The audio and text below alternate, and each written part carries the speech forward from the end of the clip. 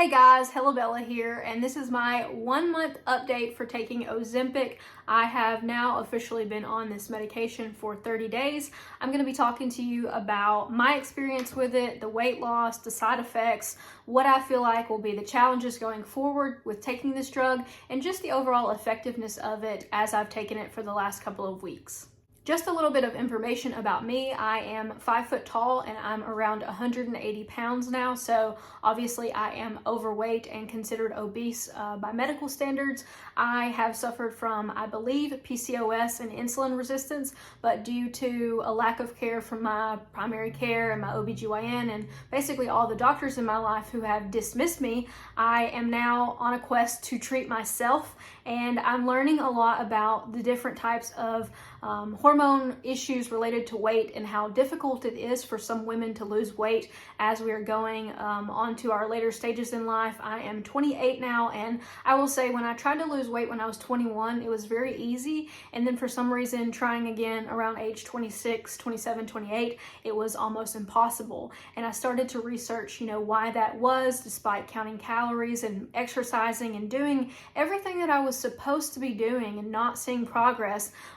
I just began to get frustrated, and the more research that I do, the more this seems like it is a hormone issue and an insulin resistance issue more than anything. So if you are led to take the drug Ozempic, there's a chance that you've been struggling with your weight for a long time and that you are doing things to combat that and it's just not working if you are in the same boat as me. So I want to tell you about the first month of being on this drug and what it's done for me so far, and just my overall experience with it, the side effects, and kind of get into what it's like being on Ozempic. The past month that I've been on this drug has been honestly a crazy month in my life. It was a vacation month for me. I was out of town for like 10 days. I went on an 8-day cruise and I had to drive a day to get there. So overall, I was gone for like 30% of the month. And then I came back and had a birthday weekend. I turned 28 years old, and it's just been a crazy, chaotic month. So overall, I felt like taking the introductory dose during this time, maybe it wasn't the smartest decision, but I am glad that I went ahead and did it, because now that I've got this medicine in my system, I'm able to cope with the higher doses better. And I just started the 0.5 milligram dose this week, and I'm feeling like the 0.5 is actually not making me as sick as the 0.25 did initially when I first started that initial dose.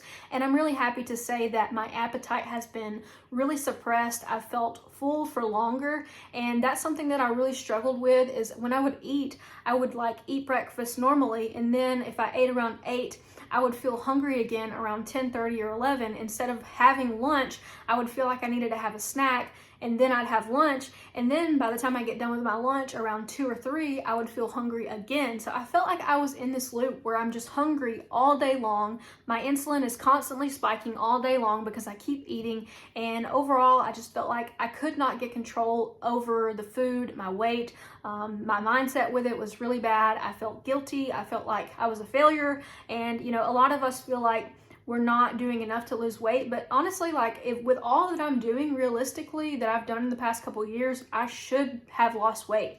My body, I believe, is fighting against me, and I don't mean that in a body positivity, it's okay to be fat kind of way. I really feel like, despite everything that I've done, my body has just tried to hold on to this weight at all costs. So like I said, my mindset has started to shift, and a big part of that is because since I'm no longer feeling hungry all the time, food is not something that, consumes my life.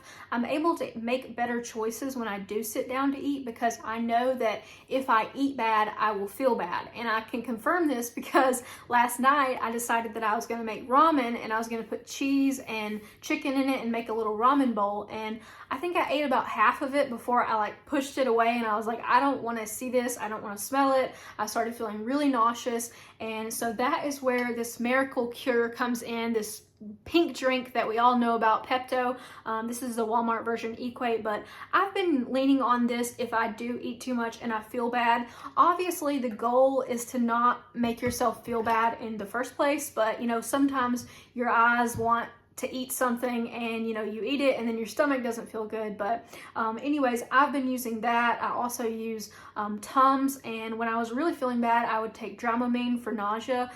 Thankfully, these past couple of weeks, I have not been feeling as bad as when I first started the medication, but I will say that that is due to me sort of feeling out how much I can eat and learning. I know that most of the time my meals need to be smaller. I will eat 300 to 500 calories at a time. It seems like anytime I push past like 500 or 600 calories in a meal, I do start to feel really bad afterwards. So I've sort of learned like, okay, this is an appropriate amount for now. And if you're hungry 2 or 3 hours from now, you can always come back and eat more. And sometimes I'll eat what I want and then I'll put the rest in the fridge and come back to it later. So my meals are relatively healthy. I have things like avocado toast, oatmeal, I've been having yogurt, granola, I like to have eggs. I've also been drinking these Premier protein shakes. These are low calorie, low carb, and 30 grams of protein. So that's something that's also good when you don't really feel like you want to eat a meal, but you feel like you need to eat something. I've found that if I go too long without eating, say like 6 or 7 hours, if I get busy and I forget to eat,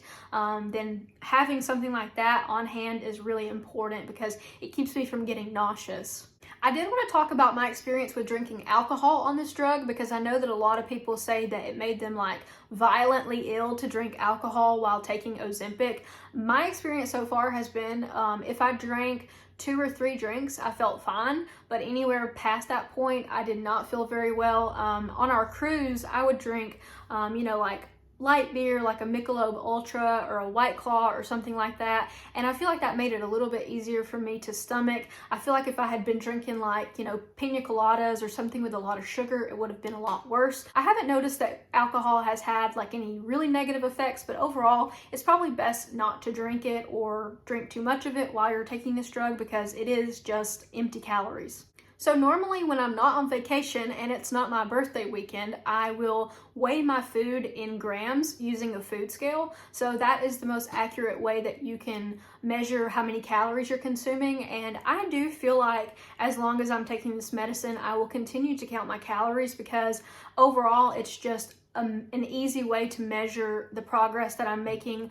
For instance, this past week, I had a day where I only had about 1,300 calories, and then the following day I had about 1,700 calories. And that in the past for me was extremely difficult to cut my calories that low. I would feel like I was starving, even though obviously I wasn't. It would be so hard for me to cut calories and I wouldn't be able to sleep. I would feel lightheaded. And so overall, it's just been nice to be able to see numerically the calories that I'm consuming now versus the calories I was consuming even a couple months ago when I was tracking and I was trying to lose weight, but I just wasn't seeing that progress. So I would recommend that you do count calories or measure your food in some way, even if you're just writing it down on a piece of paper to remain mindful of like what you're consuming. And another thing that I think is really crucial is that you drink enough water. I am really big into cucumber water and like any kind of fruit that you can put in your water. You can put strawberries, you can put lime or lemon, basically anything that you can get to make you want to drink water more. And I'm consuming probably at least 100 ounces a day. I don't count it, but I have several bottles of water that are like 33 ounces and I'll fill that up a couple times a day. And I also sometimes drink these sparkling waters, this Pellegrino or Perrier or LaCroix. Obviously you don't need to drink these, but it's kind of nice to have something that you feel like, is sort of, breaking up the monotony of just drinking plain water all the time. And of course you can also try to do like Crystal Light or flavor packets. I know a lot of people say they're not healthy, but honestly, like none of us got fat by drinking Crystal Light. We probably got fat by drinking other things. Being able to consume more water is more important than these little minuscule details that people fuss over. One of the big things that I'm trying to keep in control is that the food is not good or bad. Like food isn't really a morality choice. Like obviously, some food will make you feel full for longer, some food will make you feel better or worse, but overall food is just food. And so learning to eat in a way that is mindful is really important to me. And I think that leads me to another point, which is that if you are one of those people who uses food as a coping skill and uses food for comfort, and you start taking Ozempic, you're going to notice really quickly that that mechanism is going to go away for you because you are not hungry and you don't feel the same way about food. And so I think it's important to either be in therapy or be, in some kind of mindset where you can handle the changes that are going to come, because you're going to have to look for other avenues to process your emotions if you have been using food to process those feelings. Weight fluctuations have been something I've noticed during the month. Obviously, our weight can change every single day. It can go up 2 pounds, down 3 pounds, up 5 pounds. I know for me, when I am PMSing, I'm about to start my period, I will have anywhere between 3 to 5 pounds of weight gain the week before, and I'll also feel like really bloated and just really overall uncomfortable in my body. And so I've kind of learned to use an app that doesn't track the exact data. It tracks a moving average so that you don't have all of those data points driving you crazy. I've been using the Happy Scale app for about 2 years, and I feel like it just helps me mentally deal with the fluctuations, because you do feel like, oh, I ate really good for the last 3 days. Why did I gain weight? And if you eat bad and then you lose weight, you're confused because you're thinking, I ate bad. Why did I lose weight? So overall, just look at the trends. And even as far as just making a weigh-in day once a week, like weigh-in Wednesday or something like that, I feel like can be a healthy way of approaching it, because ultimately, like, weight is just a measure. It's not really anything more than that. And keeping that in mind, when taking this drug, you're going to see your weight go up and down. Overall, it's going to go down as long as you, continue doing all the right things. So I don't want to focus too much on weight loss, because obviously I've only been on this drug for 30 days. In my opinion, you can make a change for 30 days, but being able to stay consistent and have sustained results is really the true measure of success. So in the past month, I have lost 1.2 pounds total. So not a very big loss, but the fact that I went on a cruise and had a birthday weekend really makes it a big loss, because normally when I come back from a cruise, I have gained like 5 or 6, sometimes 7 pounds. I know when I went to Hawaii for a week, I gained like 8 pounds. Obviously the weight came back off pretty quickly when I got home, but there's no eating like vacation eating.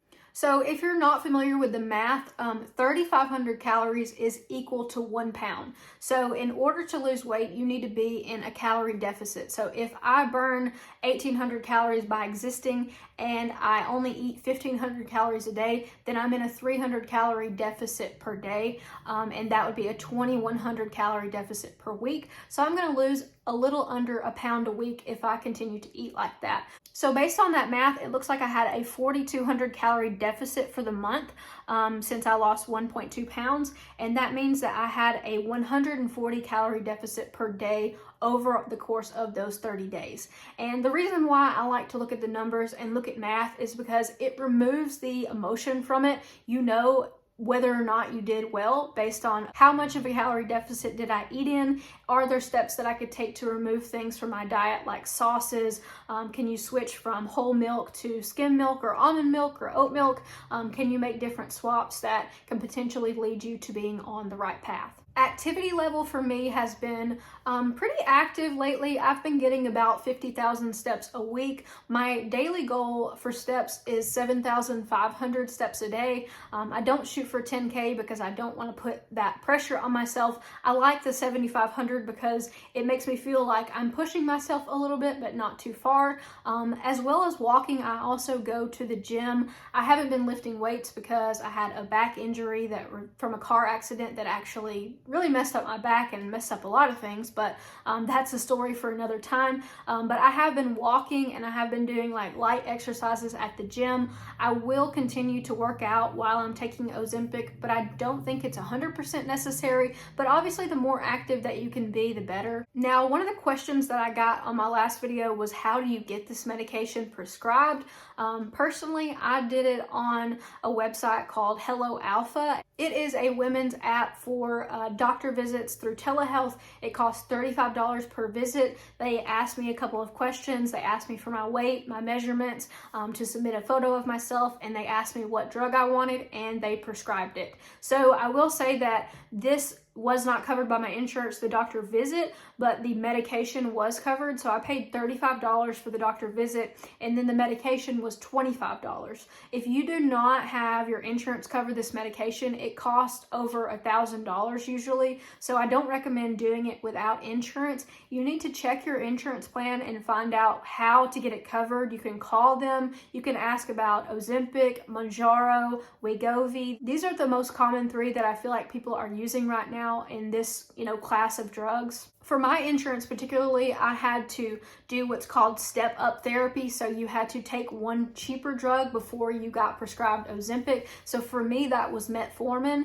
But since I was already on metformin, it wasn't an issue to get it prescribed. So hopefully my insurance continues to cover it. I know when I picked up my new pen this past week, it was $25 and it said that I saved like $1,091. So it's an absolutely ridiculously priced drug.